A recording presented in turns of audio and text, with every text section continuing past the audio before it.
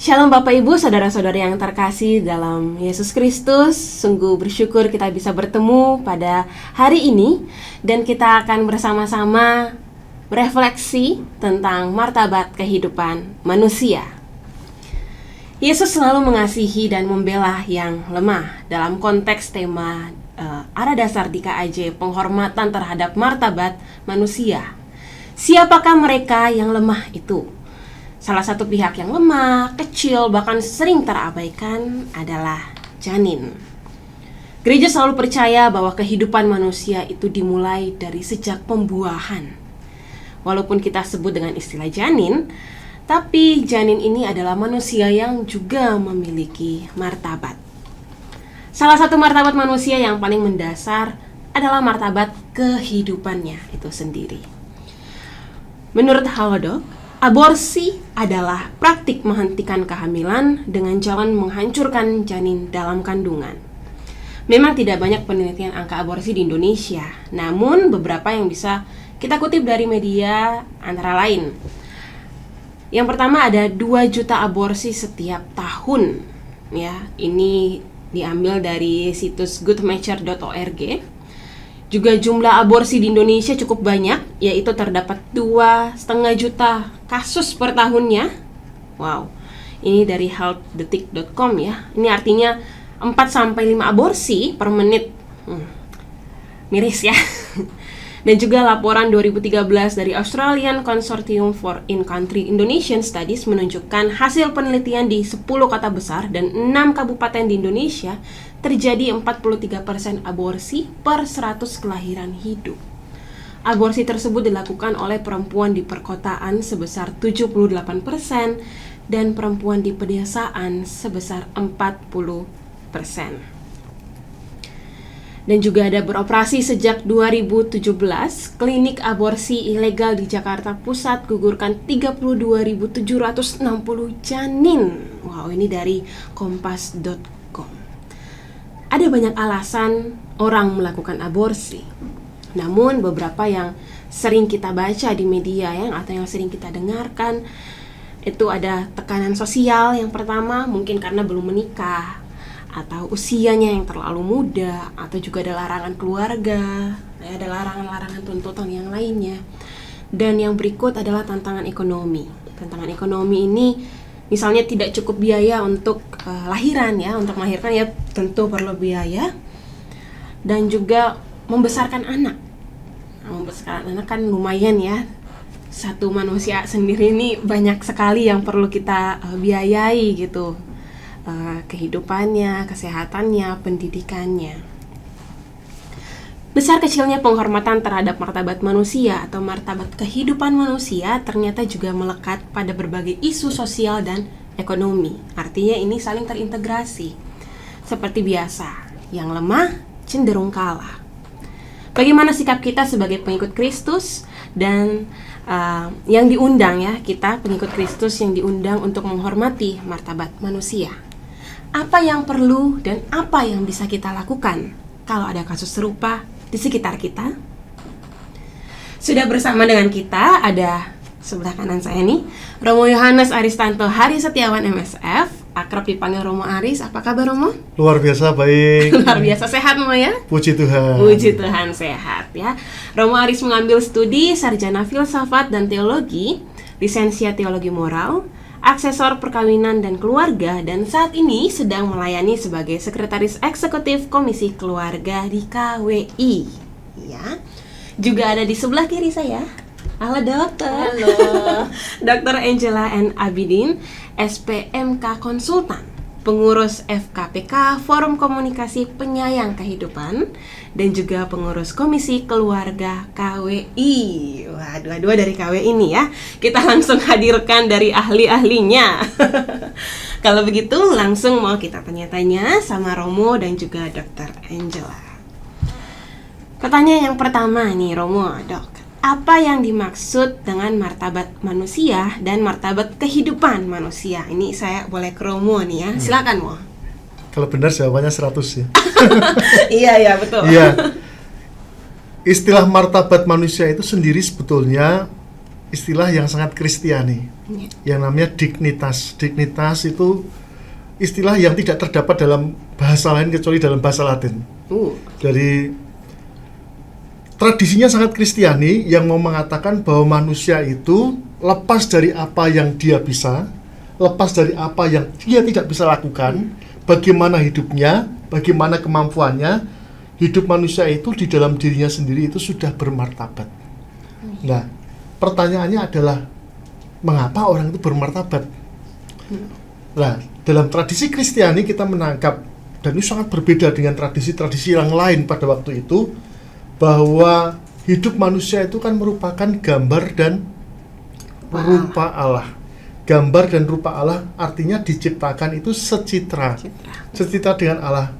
Tidak peduli apakah yang bersangkutan itu sehat, sakit, muda, tua, anak-anak, orang dewasa, bisa bekerja ini, bisa bekerja itu, tidak bisa bekerja, tidak tergantung dari itu. Martabat manusia itu ada di dalam diri orang tersebut, bahwa orang itu berharga pada dirinya sendiri. Jadi mempunyai nilai pada dirinya sendiri. Jadi nilai itu tidak diukur berdasarkan kepada fungsinya, usianya, kemampuannya, kesehatannya. Karena ada di dalam dirinya sendiri. Itulah yang disebut sebagai martabat. Dan salah satu martabat nilai yang paling utama itu adalah hidup. Karena hidup itu adalah sebuah gift, pemberian. Anugerah yang tidak bisa kita dapatkan, tetapi bisa kita terima dimanapun kita berada. Kan kita tidak bisa memilih, saya tuh hidupnya pengen di sini, pengen di sini, pengen di sini. Tidak bisa memilih. Kita diterima ya di sini. Kita bertumbuh di sini dan kita tidak berhak untuk menolak atau kita berhak untuk menghilangkan. Karena itu adalah anugerah. Itu akan hilang dengan sendirinya ketika Tuhan itu mengambil. Ya, jadi itulah mengapa gereja itu mengenal istilah yang namanya itu martabat. Itu artinya itu manusia bernilai dalam dirinya sendiri. Iya. Ya.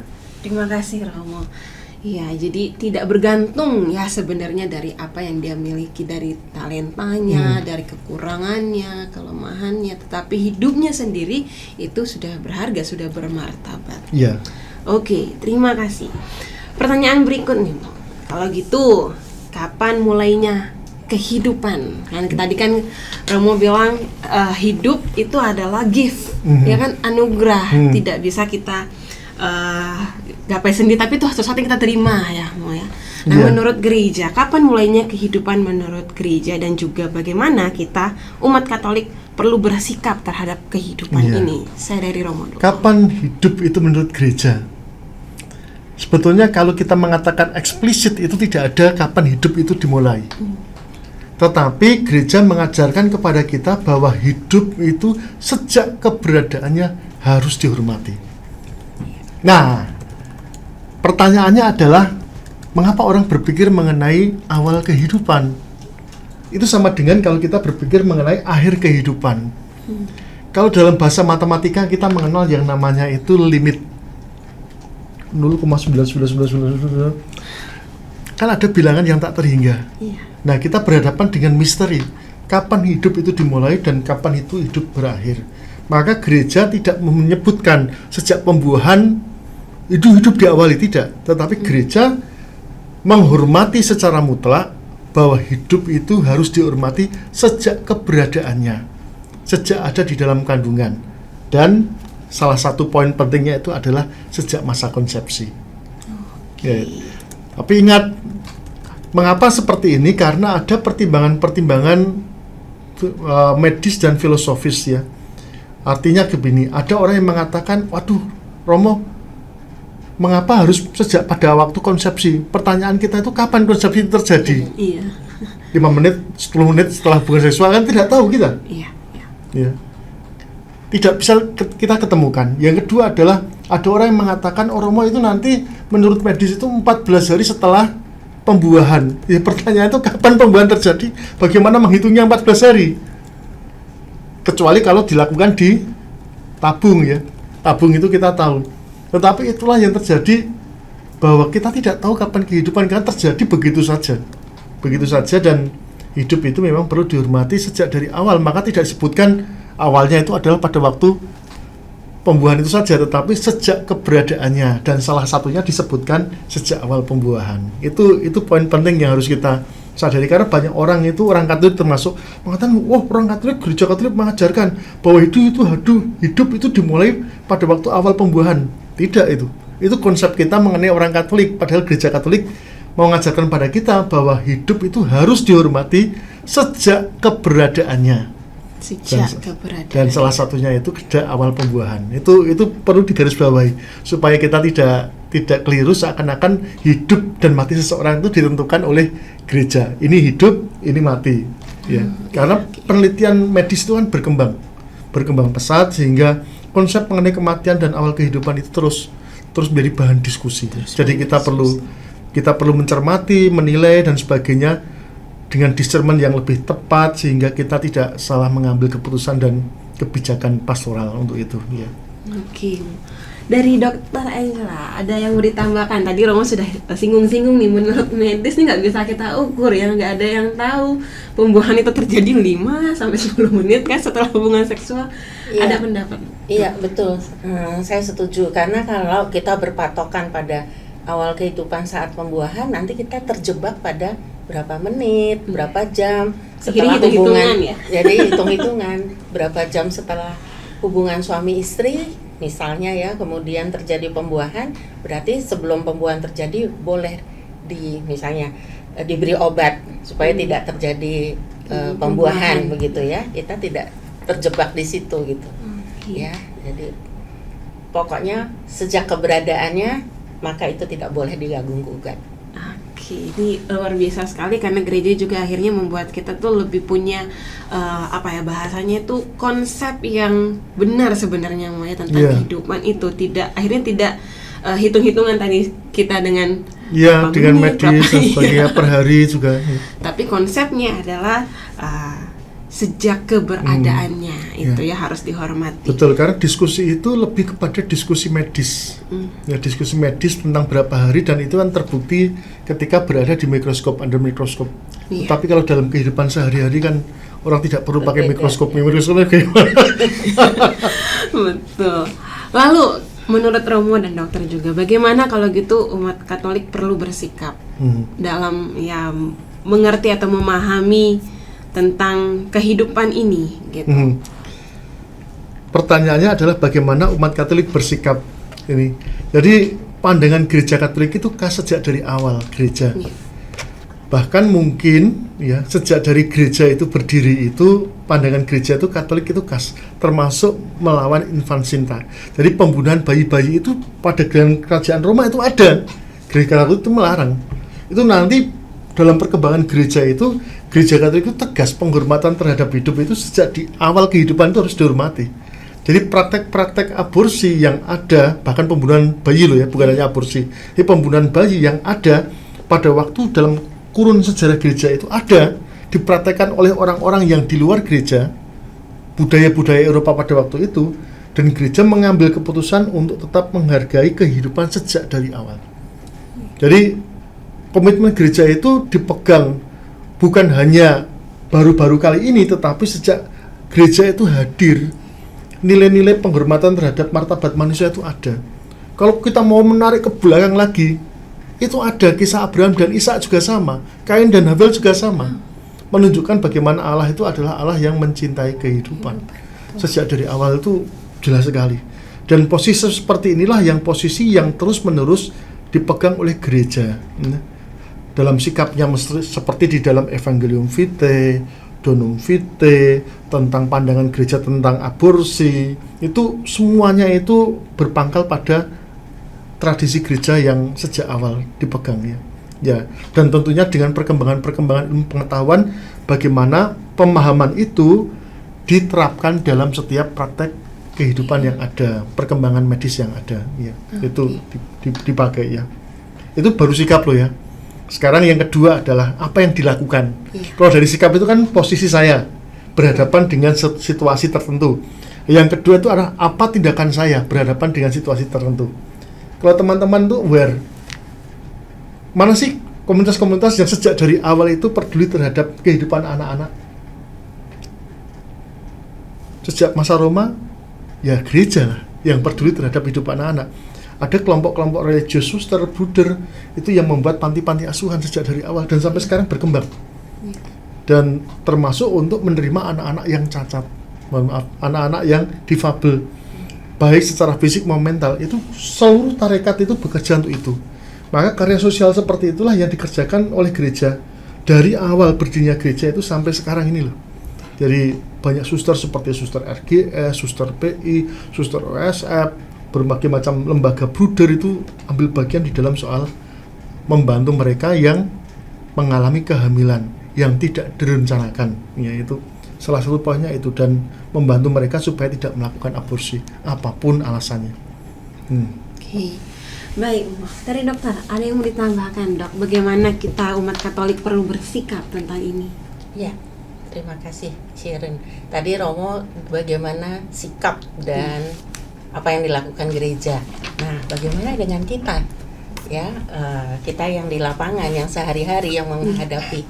Yang pertama pastinya sebagai umat Katolik kita mengetahui dulu pandangan dan sikap gereja. Itu yang harus terus-menerus menurut saya perlu disosialisasikan, di-broadcast, digaungkan ya, supaya kita tahu bagaimana kita bersikap berdasarkan iman kita ya. Setelah itu nanti akan memudahkan kita bagaimana dalam pelayanan kita atau dalam pergaulan kita, tidak perlu dalam pelayanan ya, bagaimana kita bersikap dengan teman kita, dengan tetangga kita, dengan saudara-saudara kita apabila terjadi kehamilan yang tidak diinginkan. Saya sebut kehamilan tidak diinginkan karena aborsi itu pasti terjadi akibat adanya kehamilan yang tidak diinginkan. Begitu. Jadi pertama mungkin edukasi supaya tidak terjadi kehamilan yang tidak diinginkan ini ya. Nah, edukasi ya pastinya edukasi seksualitas itu sejak sedini mungkin ya. Jadi kalau sudah pada remaja atau pada dewasa mungkin sudah agak terlambat ya. Jadi sejak sedini mungkin, sejak anak-anak kecil dengan teknik tertentu dengan sesuai dengan usia mereka kita berikan itu edukasi. Nah, setelah itu apabila sudah terjadi apa yang bisa kita lakukan? Nah, itu pasti banyak yang bisa kita lakukan. Misalnya kita dampingi mereka, kita berikan konseling supaya tidak melakukan aborsi. Karena kalau hamil kemudian tidak siap atau belum siap, pasti yang dipikir pertama adalah aborsi. Jadi kalau kita sekarang dengan laptop, bahkan dengan HP, bisa dalam beberapa detik mencari aborsi. Kemudian ditawarkan klinik aborsi, pil aborsi, begitu kan.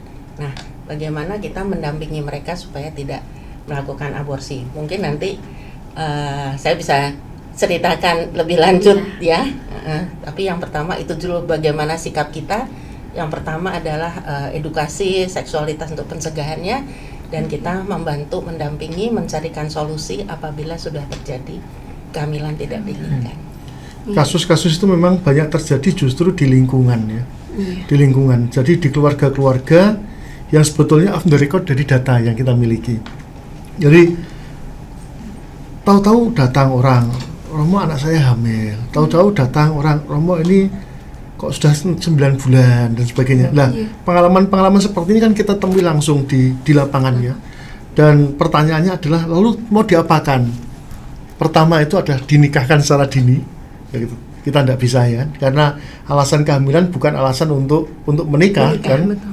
Yang kedua itu adalah bagaimana kita harus menitipkan mereka ketika mereka itu misalnya masih sekolah dan sebagainya, kan harus menitipkan mereka kemana, siapa yang mendampingi. Lah itu yang perlu kita cari jalurnya, karena tidak semua orang itu memang mempunyai jalur untuk ke sana, walaupun gereja itu mempunyai banyak jaringan, tetapi kadang-kadang jaringan itu tidak diketahui oleh umat secara umum ya. Seperti FKPK itu juga mempunyai jaringan tentang panti asuhan dengan para suster, bruder itu juga ada ya, sehingga ya kadang-kadang karena tidak ada solusi dan tidak menemukan link atau menemukan cara, kemudian cara yang paling mudah, yang paling bisa ditempuh adalah aborsi. Ya. Padahal Padahal itu masih ada banyak jalan, dan penting seperti yang diungkapkan Dr. Angela, yaitu edukasi dan kemudian juga pemahaman detail bahwa ada seperti itu,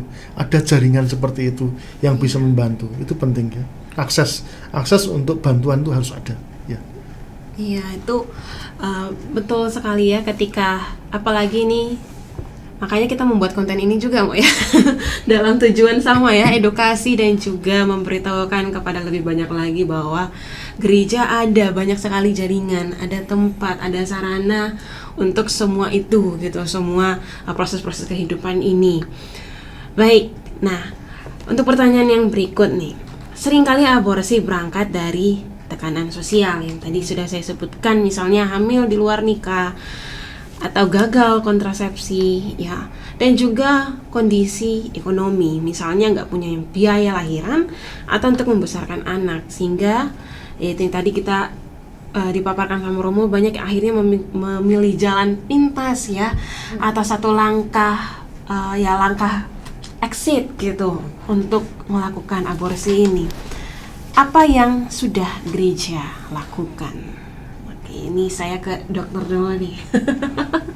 Gantian kan dari tadi Romo duluan. Iya, baik Sharon. Saya dari segi pelayanan apa yang kita lakukan sehari-hari ya, terutama oleh FKPK ini ya. Jadi sebelum lupa saya ingin menambahkan dulu. Jadi kehamilan tidak diinginkan ini mungkin dulu pada awal FKPK ini berdiri ya, 22 tahun yang lalu. Itu kami menghadapi kasus-kasus seperti itu, remaja ya, kemudian hamil, pacarnya dihubungi tidak bisa gitu ya, atau sudah mau menikah, sebetulnya mau menikah nih Romo, dokter bisa ke Romo juga ya, bisa ke dokter, bisa ke teman ya, teman sebaya biasanya ya, atau ke orang tuanya, tetapi masih 6 bulan lagi, sekarang sudah hamil.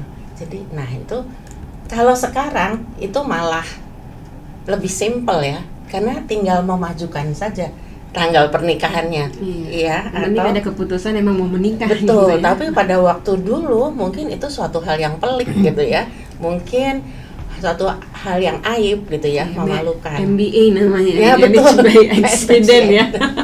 Tapi kalau sekarang kehamilan itu selain alasan-alasan tadi ya, kehamilan tidak diinginkan karena kondisi sosial ekonomi, tekanan sosial itu tadi.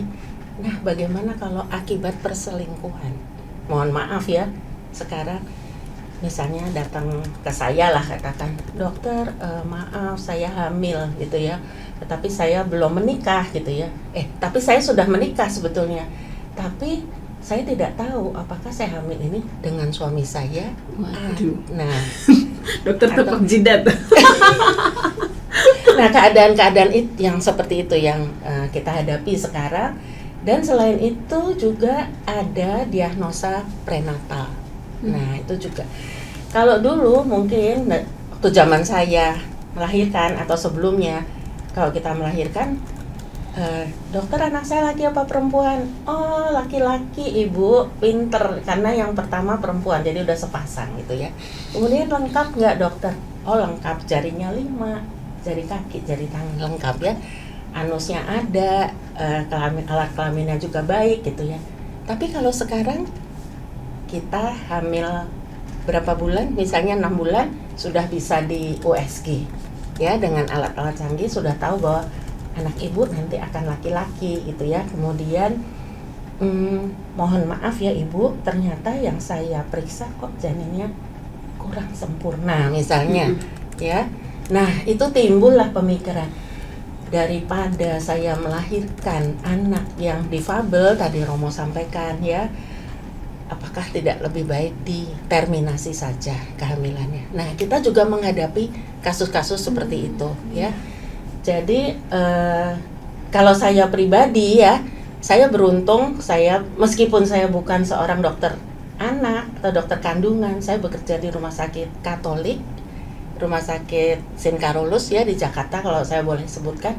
Nah, di situ ada yang namanya konseling pra pemeriksaan ya. Jadi sebelum pemeriksaan USG, konseling dulu, sesudah pemeriksaan konseling lagi. Tujuannya supaya tidak melakukan pengguguran itu. Iya. Itu singkatnya seperti itu. Kalau yang itu yang kehamilan tidak diinginkan pada remaja, pada misalnya yang masih muda, sedang kuliah. Nah, saya setuju dengan Romo bagaimana kita advokasi ke sekolahnya supaya kita tidak menghancurkan masa depan. Jadi oleh teman-teman kita yang pro legalisasi aborsi itu kan kita kan menghancurkan masa depan anak muda. Dia masih SMA, kemudian dia harus berhenti sekolah karena dia hamil. Nah, kita membuktikan bahwa itu tidak terjadi. Jadi cuti dulu dari sekolah misalnya, kemudian melahirkan, setelah itu bisa sekolah lagi, menyelesaikan sekolahnya atau menyelesaikan kuliahnya. Itu antara lain yang bisa kita buat. Oke, berarti ini yang dokter jelaskan juga sudah dilakukan oleh dari salah satunya di FKPK ini ya, Dok? Betul, Ya? iya. Oke. Dari Romo ada yang mau ditambahkan? Iya, jadi alasan-alasan yang sering terjadi itu satu karena ada error dalam prenatal diagnosis, itu ada cacat atau kelainan atau faktor kita sebut sebagai faktor kesehatan. Faktor yang kedua itu adalah faktor sosial yang memang rasa malu, ya, itu yang tidak bisa dinikahkan, punya anak dan sebagainya. Sekarang tapi ini agak berkurang sekarang, berkurang. Jadi orang tidak merasa malu untuk menjadi single mom. itu sudah mulai bertumbuh. Ya, betul. Yang di sebetulnya yang paling banyak yang paling banyak saya temui lah ya, selain anak muda ya, itu adalah ini tentang perselingkuhan yang punya anak. Itu fenomen itu. Jadi ternyata bayangan kita aborsi kan untuk orang yang belum menikah dan sebagainya. Orang yang sudah menikah pun sama. Betul sama. Ya. Karena bukan alasan ekonomi sekarang bukan menjadi alasan yang utama lah ya, tapi mungkin alasan rasa malu dan menutupi kesalahan dengan aborsi. Itu yang banyak terjadi seperti itu. Nah, ya mau tidak mau kadang-kadang mereka itu datangnya itu kalau sudah selesai aborsi loh. Repotnya itu gitu. Jadi tidak, artinya gini loh. Ketika perkaranya sudah selesai datang kepada Romo, saya sudah melakukan aborsi. Terus gimana? Dan maksudnya kalau sebelumnya itu kalau kasusnya itu baru terjadi, nah kita kan bisa membantu ya. Ya membantu termasuk untuk anak-anak yang belum cukup usia dan sebagainya kan bisa membantu. Baik membantu untuk penanganan pendampingan psikologisnya, membantu untuk menempatkan di tempat tertentu, misalnya di susteran atau di panti tertentu sampai dia melahirkan, advokasi ke sekolah. Tetapi juga menguatkan untuk keluarga supaya keluarga itu menerima. Butuh waktu cukup panjang bagi keluarga untuk menerima kehamilan seorang anak. Itu ya salah satunya poin itu kadang-kadang apa? Ya sudahlah, anak itu dititipkan atau dijadikan sebagai anak kandung orang tuanya. Jadi nenek kakeknya ya.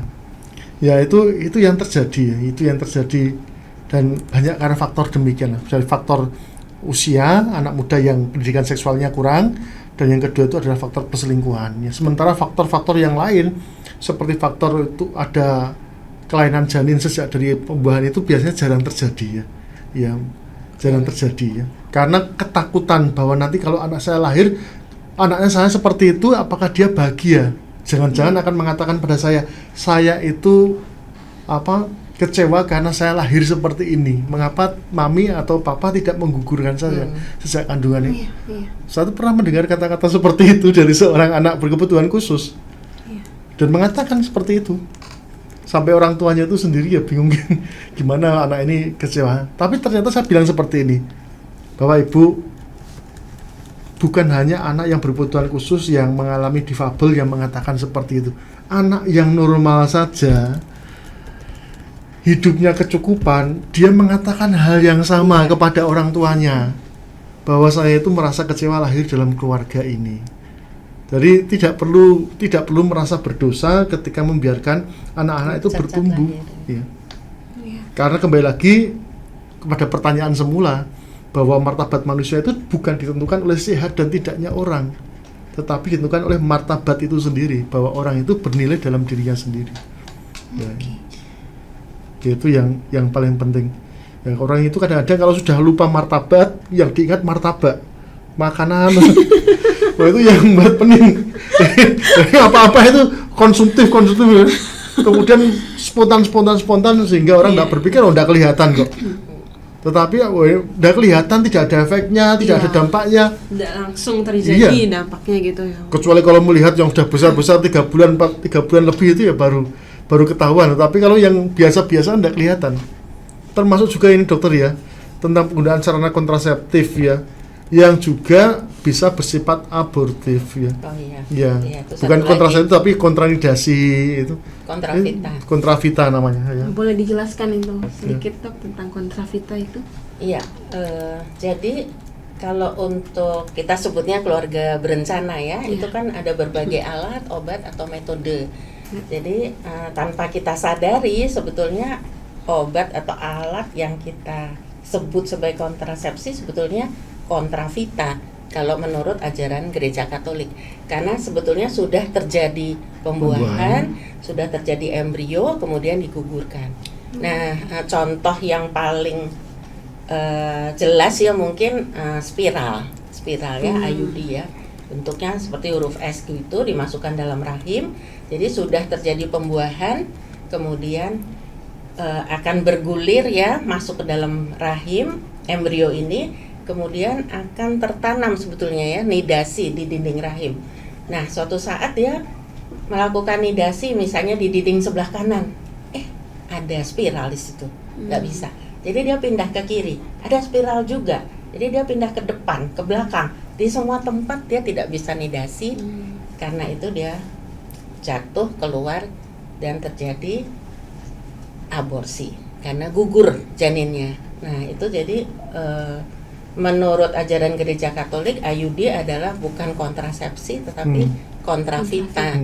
Karena metodenya, cara kerjanya abortifum. Itu mungkin salah satu contoh. Baik. Dan itu tidak disadari loh. Karena banyak orang Katolik itu tanpa ini, orang Katolik itu gembar-gemborkan mencintai kehidupan dan sebagainya, melawan aborsi. Hal yang sederhana saja lah. Apakah para pasangan suami istri Katolik itu juga mempraktekkan penghormatan terhadap kehidupan di perkawinan mereka? Itu penting. Maka sejak dari awal kursus persiapan perkawinan kita mengajarkan, bukan mengajarkan metode kontrasepsi, bukan mengajarkan soal KBA, bukan mengajarkan soal vasektomi itu bektomi, tapi yang kita ajarkan adalah metode alamiah. Metode alamiah, metode natural, bukan alamiah dalam arti tentu mengikuti kedorongan biologis ya, tapi metode di mana hidup itu dihormati sejak awal pembuahan. Ya, sejak awal pembuahan. Maka penting ketika dalam kursus persiapan perkawinan, ya para dokter Katolik itu yang memang sudah dipersiapkan menjelaskan tentang bermacam-macam. Nah, hal penting ini perlu digarisbawahi juga supaya ketika pewartaan Gereja Katolik mengenai martabat manusia itu tidak hanya menggembar-gemborkan soal yang sudah abortif, tetapi juga berani tidak para pasangan suami istri mengambil keputusan untuk menghayati perkawinan mereka dengan menggunakan sarana-sarana yang atau cara-cara yang alamiah yang menghormati kehidupan. Justru itu promosi yang paling penting bagi kita. Ya. Karena banyak orang Katolik merasa tidak bersalah, merasa oke-oke saja, dengan bangga mengatakan, Romo saya sudah tubektomi, sudah vasektomi, saya menggunakan IUD. Saya mikir, ini orang Katolik seperti apa? Dulu yang ngajari siapa ini? Kan ada dorongan, ada resikonya, ada abortifnya di situ. Mengapa orang itu malah bangga dan sebagainya? Oh, saya itu punya bayi tabung, Romo, sudah bayi tabung 1, embrionya itu disimpan, yang lainnya dibuang. Tapi tidak pernah merasa yang namanya merasa bersalah. Nah itu gimana saya bilang? Nah daripada kita gembar-gembor teriak macam-macam tentang aborsi dan sebagainya, salah satu hal yang penting adalah bagaimana pasangan suami istri yang muda, terutama yang masih subur itu belajar untuk menghormati kehidupan di dalam kehidupan mereka sendiri. Itu penting. Nah kalau kita itu istilahnya itu mempunyai anak ditolak dan kemudian mau diaborsi, tidak bisa diaborsi, wah itu anaknya lahir sudah luka batin dulu. Mungkin sejak bayi harus ikut luka batin. Udah sembuh-sembuh. Itu ya kasihan lah ya, kasihan. Dari ya hidup itu indah ya, hidup itu luar biasa dan kembali lagi tidak kelihatan, tetapi orang itu memang hidup itu harus dihormati. walaupun itu tidak kelihatan. Iya. Ya.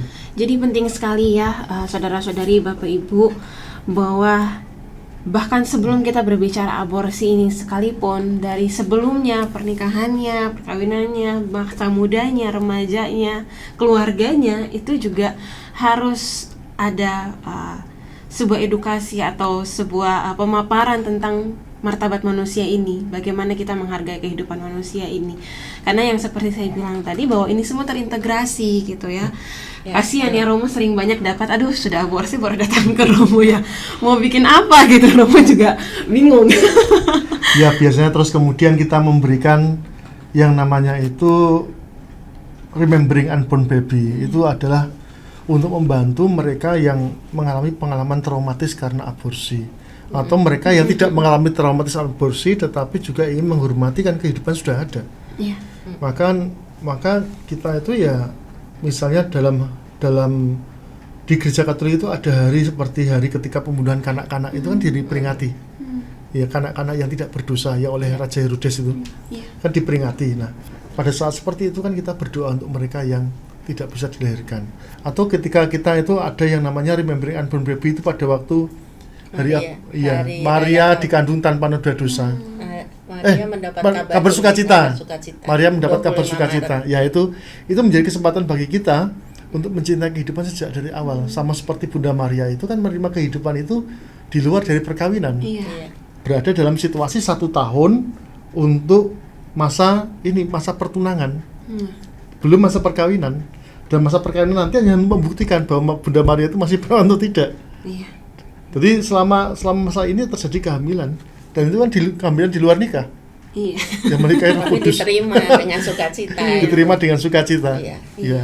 Itu salah satu unsur penting bagaimana pribadi-pribadi itu menyambut kehidupan itu lepas dari kondisi yang terjadi di luar situasinya, sesulit apapun kondisinya. Saya suka dari kata-kata yang tadi bahwa diterima dengan sukacita ya. Kalau kita ingat sebenarnya juga dari banyak keluarga yang ketika memang menerima kehamilan itu bisa sampai perayaan, bisa benar-benar makan-makan, diterima dengan sukacita gitu, bahwa kondisi ini sebenarnya memang harus disikapi dengan demikian gitu. Sukacitanya yang tulus ya, bukan sukacita aduh kalau laki-laki baru senang. Kalau anaknya perempuan gimana gitu. Sekarang itu Sir, tren anak muda itu adalah tanpa anak. Itu child free itu menjadi gejolak anak muda sekarang. Tanpa anak. Itu ada 2 alasan, 2 faktor utama. Yang pertama, child free by choice. Choice itu artinya bahwa yang bersangkutan itu subur, normal, tidak ada kesulitan ekonomi, tidak ada kesulitan sosial, tetapi memilih untuk tidak mempunyai anak. Maka yang digunakan adalah metode salah satunya kontraseptif atau metode abortif. Tujuannya apa? Supaya mereka itu bisa happy kemana-mana, menikmati hidup, tidak terbebani ya. Itu. Yang kedua itu adalah yang namanya child free by chance ya, by chance. Artinya mereka itu belum siap untuk mempunyai anak. Karena ada faktor ekonomi, ada faktor sosial, kesiapan mental sebagai bagi pribadi ayah dan ibu itu membutuhkan waktu dan mereka belum siap. Anak belum bisa untuk lahir, maka mereka postpone untuk mempunyai anak ya. Itu bisa child free seperti itu. Nah, jadi ini ada gejolak seperti ini ya.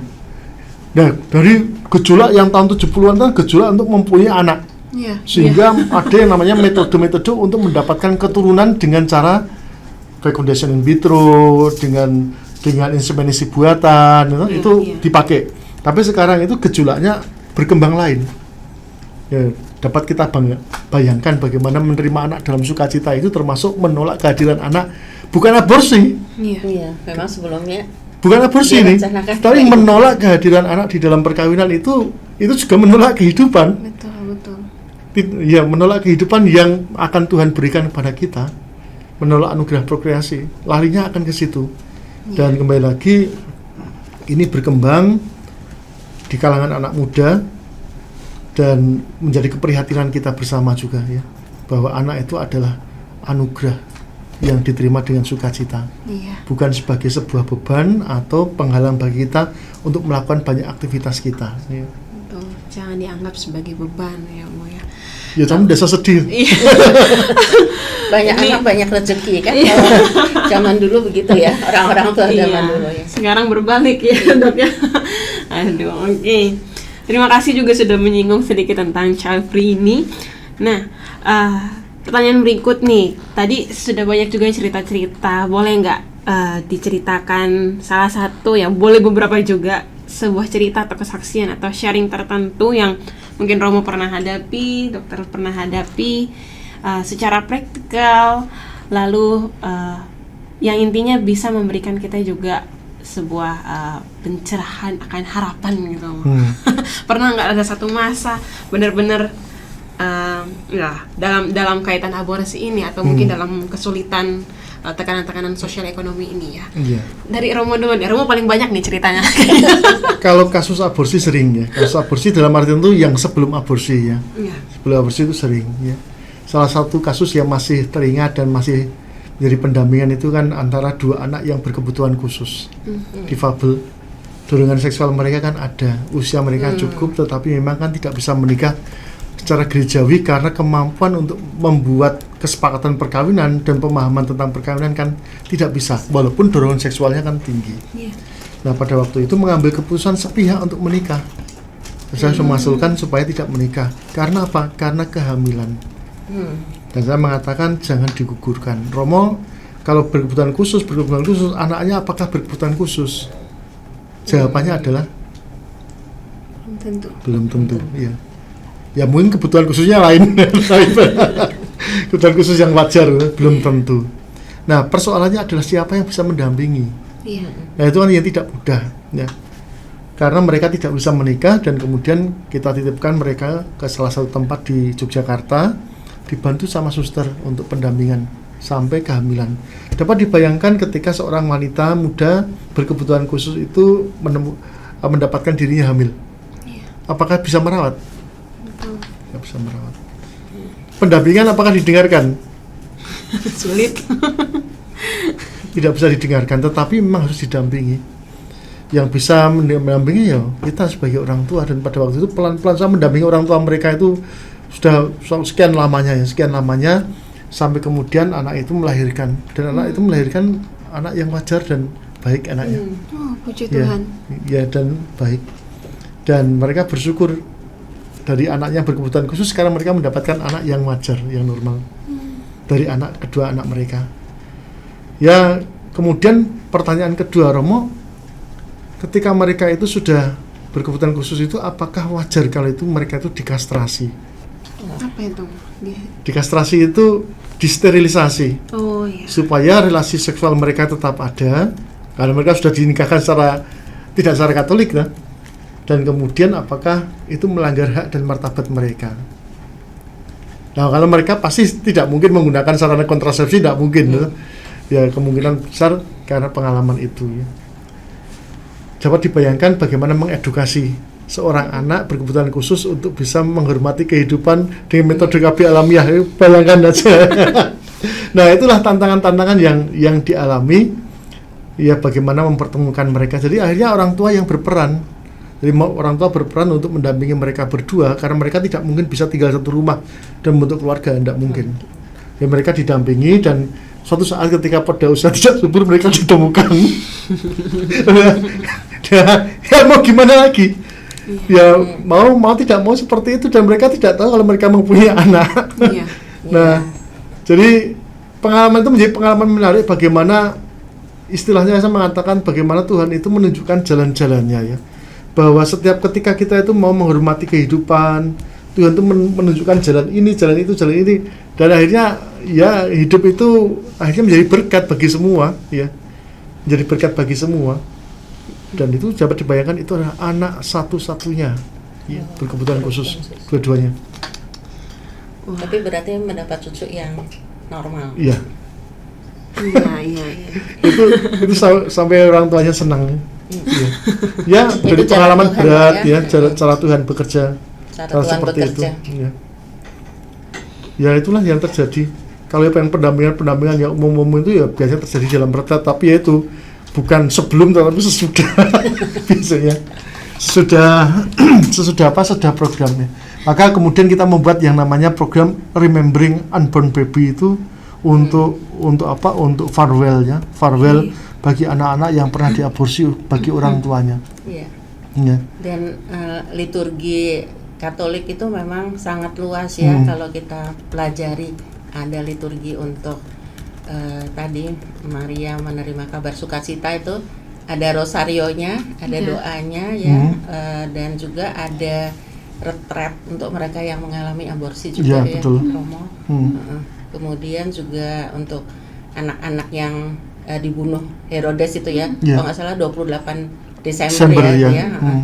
Kita juga memperingati itu, jadi sangat kaya sebetulnya liturgi dalam agama Katolik itu. Puji Tuhan ya, berbahagialah kita yang ada di gereja Katolik ya, teman-teman. Dari dokter nih, ada nggak cerita atau sharing tertentu yang bisa memberikan kita juga semua harapan akan kehidupan? Iya, baik. Ya sebetulnya dari saya ceritanya banyak, karena saya sudah mengikuti FKPK ini sejak pada awal berdirinya ya, tahun 1998. Tapi saya akan menceritakan satu kasus yang bagaimana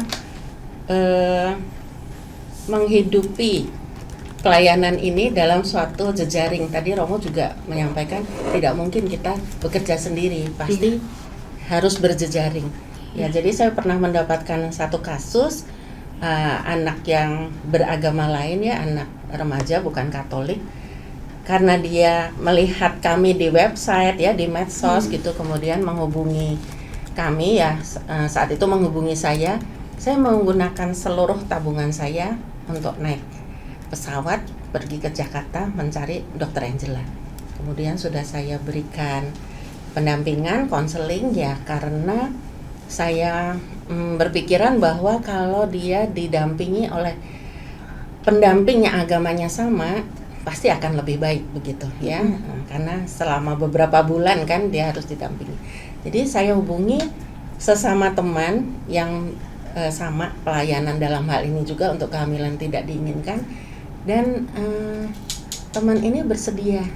Dia mengatakan dia punya shelter dan bisa mendampingi sesuai dengan agamanya. Jadi maksudnya didampingi bukan hanya secara medik ya, untuk pemeriksaan kehamilannya, bagaimana persalinannya, juga dalam hal spiritual ya, dan lain-lainnya. Nah setelah itu karena saya merasa bahwa anak ini sebetulnya adalah klien saya kunjungi shelternya. Nah ternyata yang dinamakan shelter itu rumahnya sendiri.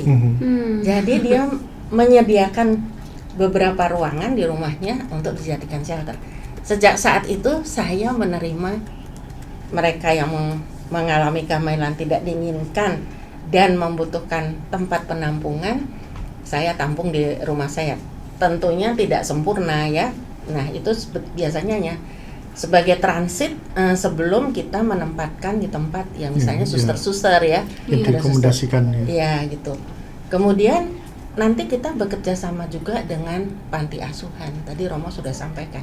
Karena selama dia mempersiapkan persalinannya, kita dampingi, kita carikan solusi apakah anak ini nanti akan dirawat sendiri sebagai seorang single mom. Ya, menurut pengalaman Romo juga sama dengan saya. Belakangan ini orang sudah tidak masalah menjadi single mom. Kalau zaman dulu mungkin 15-20 tahun yang lalu dia memutuskan single mom, bagi kita waduh luar biasa ini gitu ya. Sekarang sudah biasa saja, orang tuanya juga menerima dengan biasa, lingkungan sosialnya juga ya. Kemudian kita beri pilihan lagi, kalau belum bisa memutuskan sekarang, ditampung dulu di panti asuhan. Jadi kita bekerja sama dengan panti asuhan. Kemudian ada pernyataan nanti akan dititipkan selama 6 bulan. Setelah itu mengambil keputusan akan dirawat sendiri, akan dirawat orang tuanya, akan diserahkan ke pasangan lain, atau dititipkan seterusnya di panti itu.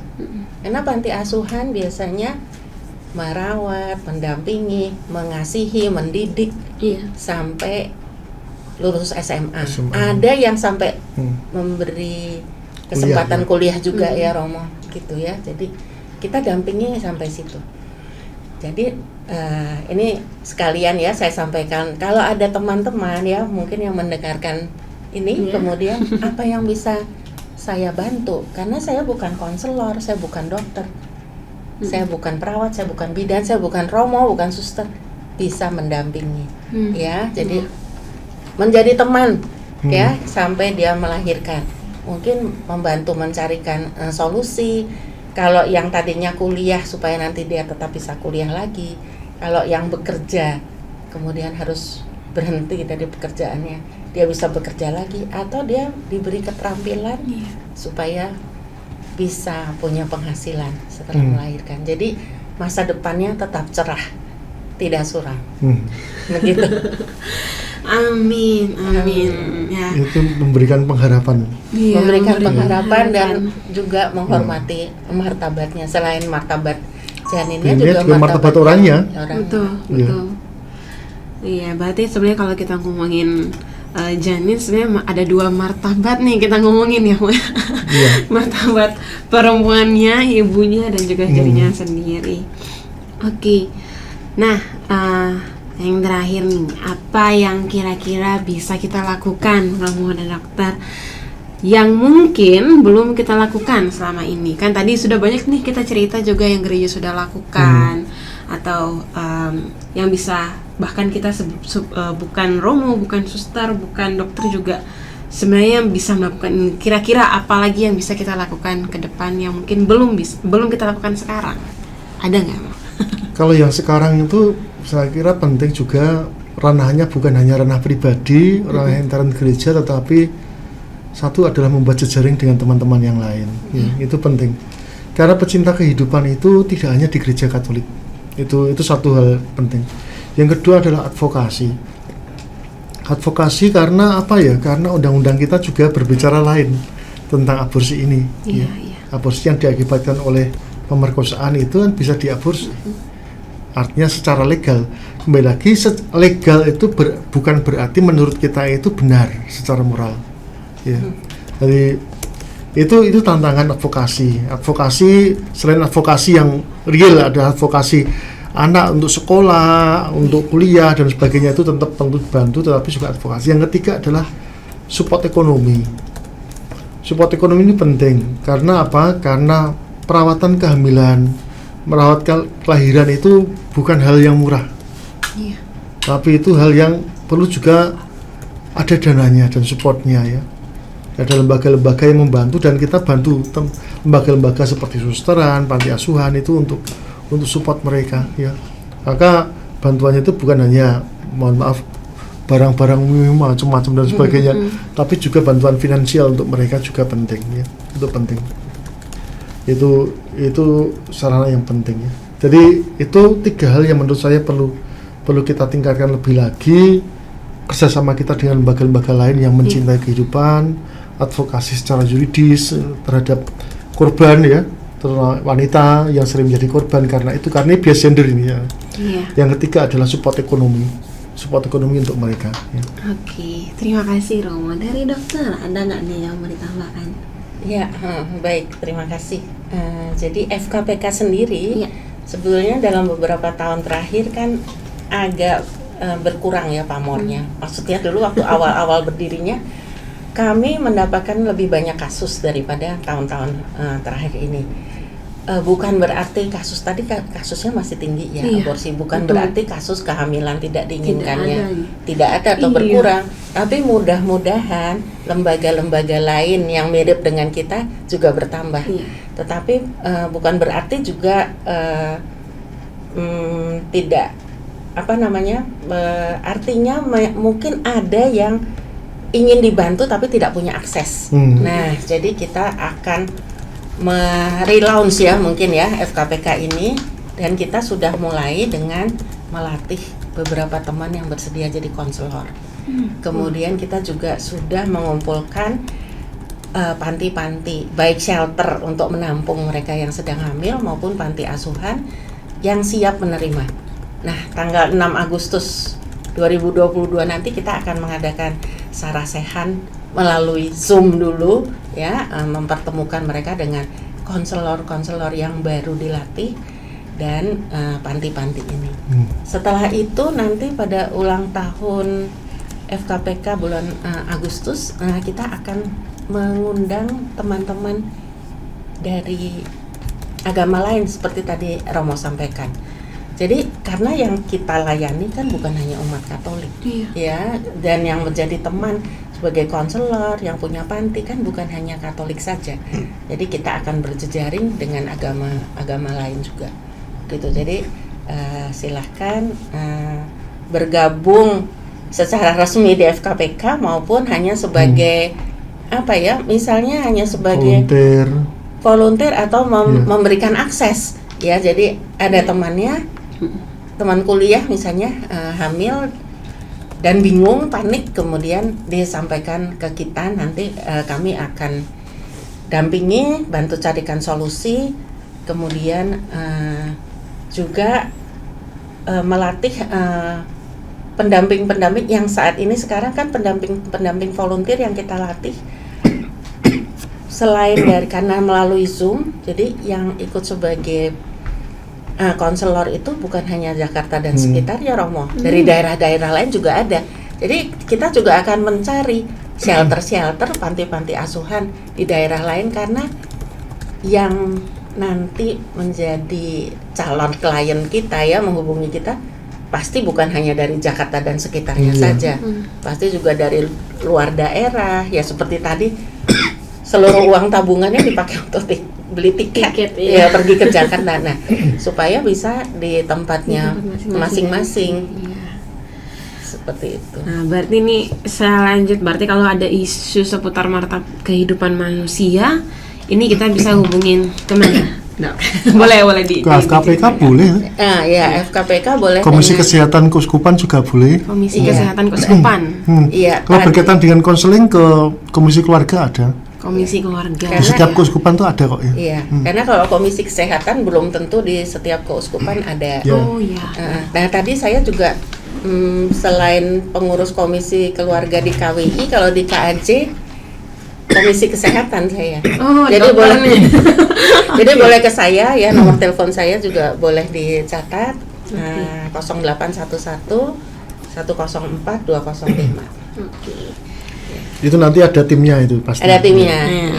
Ini belum tentu langsung dokter Angel ya. Bisa menang ya. Wah, kalau menangin satu Indonesia pusing. Bisa meledak dokter Angel. Sebetulnya yang paling bagus itu adalah kontak dengan keuskupan setempat. Keuskupan itu punya akses. Jadi karena keuskupan itu, satu keuskupan itu kan 300 ribuan umat, 30.000, ada yang 100.000. Nah itu saya kira itu akan lebih tertangani ketika berada di daerah itu pasti ada. Dan kalau tidak ada, dengan munculnya kasus itu membuat ada. Iya betul. Iya memang. Akan menjadi pertimbangan dari keuskupannya. Kalau tidak ada kasus ya aman-aman saja kan. Jadi larikan ke Jakarta, larikan ke Bandung, larikan ke Surabaya, larikan ke Semarang. Larikan ke keuskupan terdekat gitu ya. Iya, tetapi kan itu kan kurang bagus karena pendampingan itu kan bukan hanya pendampingan orangnya, pendampingan itu kan juga melibatkan keluarganya, harus di-recovery. Keluarganya itu ada, misalnya mohon maaf, ada di Medan, penanganannya ada di mana di Jakarta. Lah ya bisa via Zoom atau via media sosial, tapi kan tidak efektif. Kurang maksimal. Ya. Karena mereka juga membutuhkan rekonsiliasi antara anak dengan keluarganya, itu yang perlu. Itu yang penting, kita rekonsiliasi. Jangan sampai kita mendampingi bayinya, mendampingi ibunya, tapi kita lupa mendampingi ini ambience yang ada di sekitar mereka. Karena mereka itu butuh kehidupan butuh hidup juga. Jadi kalau menurut pengalaman saya juga, meskipun adopsi adalah salah satu pilihan untuk solusi, tapi kita sebutkan itu sebagai pilihan terakhir.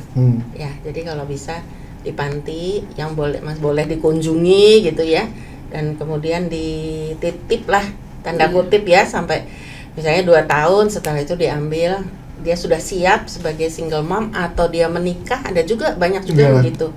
Dia menikah dan pasangannya bersedia untuk menerima. Kalau udah diadopsi, meskipun di agama Katolik mengizinkan ya Romo untuk adopsi, tapi bagi kami itu adalah pilihan terakhir. Iya. pilihan terakhir. Karena juga undang-undang adopsi itu tidak semudah itu. Iya. Iya, Iya. adopsi di Indonesia memang. Iya, tidak mudah Tidak adopsi. Ya. Beberapa teman yang dari luar negeri itu kan pengen adopsi iya, orang Indonesia. iya. Saya mengatakan jangan adopsi anak saya juga mau diadopsi. Boleh ya. Kita juga nih. Siapa tahu ada yang bisa kasih makan kita ya. Iya, memberi makan raksasa. Oke. Ini terakhir, ini saya ngomong terakhir terus nih. Ada pesan-pesan nggak nih tentang martabat kehidupan manusia, terutama untuk kita semua? Tadi udah banyak sebenarnya kan kita cerita, harusnya sudah bisa dikira-kira gitu, tapi mungkin bisa diulang lagi satu inti dari diskusi kita hari ini. Iya. Dari Romo dulu, silakan. Kalau saya tuh mengingat di Matius 25 itu ya. Barang siapa memberi minum orang yang haus, memberi makan orang yang lapar, menengok orang dalam penjara, itu kamu melakukannya itu untuk aku. Jadi justru ketika kita bersentuhan dengan mereka itu kita tidak melihat masalah, tetapi justru yang kita lihat adalah wajah Tuhan yang menderita. Itu saya kira pelayanan kita itu harus sampai ke sana, supaya kita tidak menangani orang sebagai sebuah masalah yang harus kita bantu, tetapi justru di situ kita melihat bahwa kita ambil bagian di dalam melayani Tuhan, bahwa di dalam wajah mereka yang kesulitan seperti itu kita dapat melihat wajah Kristus. Itu saya kira penting juga bagi kita di dalam pelayanan. Oke, terima kasih ya Romo. Dari dokter, Ya, terima silakan. kasih Romo. Itu juga saya tidak banyak menghafal ayat, tapi itu saya hafal Matius 25, 35 sampai 45. Iya. Iya, terima kasih Romo. Kalau dari saya, ya dari segi pelayanan ya, yang penting adalah, apalagi kalau dari kedokteran ya, yang penting adalah pencegahan sebetulnya ya. Pencegahan. Jadi jangan sampai terjadi kehamilan tidak diinginkan itu. Jadi kalau kita lihat dari segi remaja supaya tidak mengalami kehamilan tidak diinginkan, edukasi seksualitas sedini mungkin ya. Kemudian yang penting dari edukasi itu adalah ketahanan. Jadi kalau misalnya di sekitarnya, jadi banyak dari kasus-kasus yang datang ke kami itu kan, mengapa kalian kalau kita tanya ya, kenapa bisa hamil? Karena berhubungan seks dengan siapa? Dengan pacar saya atau yang saya baru kenal kemarin. Mengapa gitu? Karena memang itu pergaulan kami gitu ya. Di kampus ya seperti itu, di tempat pekerjaan juga seperti itu gitu ya. Nah, supaya dengan pembekalan ini remaja atau anak muda itu punya ketahanan ya. Jadi kita dare to be different, berani tampil beda. Biar aja yang lain berhubungan seks tapi saya tidak. Jadi jangan ikut arus. Ya, kalau kita berpikir atau bersikap bahwa itu baik, maka tetaplah pada pendirian kita itu, meskipun kita berbeda dengan yang lain. Itu yang juga berlaku mungkin secara tidak sengaja ya pada anak-anak saya, karena tadi saya mengatakan rumah saya menjadi shelter tanda kutip. Anak-anak saya melihat berbagi ya, bercerita dengan mereka yang tinggal di rumah itu karena seumur kan pada waktu itu. Jadi teman-temannya teman baiknya sendiri gitu ya melakukan itu ya, seks sebelum menikah gitu ya, dia tetap bertahan. Yaitu saya contohkan dari keluarga saya sendiri, tapi itu yang kita harapkan bersama ya mungkin. Jadi jangan ikut arus.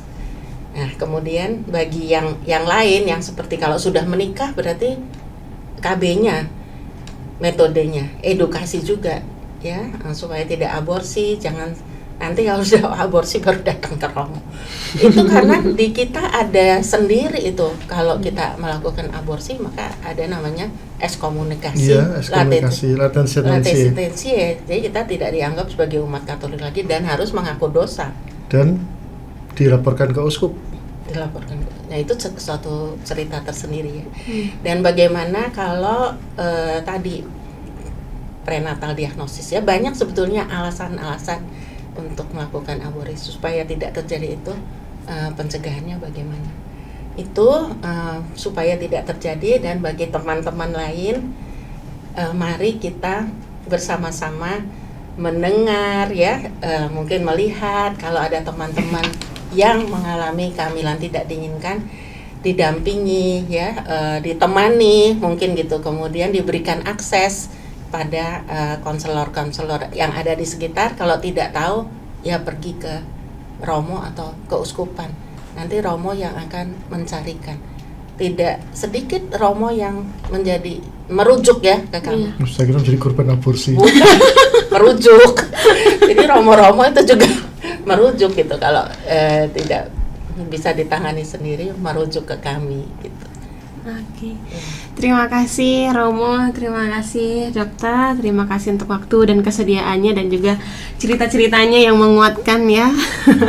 Semoga setelah ini kita semakin banyak terinspirasi dan memberikan kita harapan akan kehidupan manusia ya, makin menghargai martabat kehidupan manusia.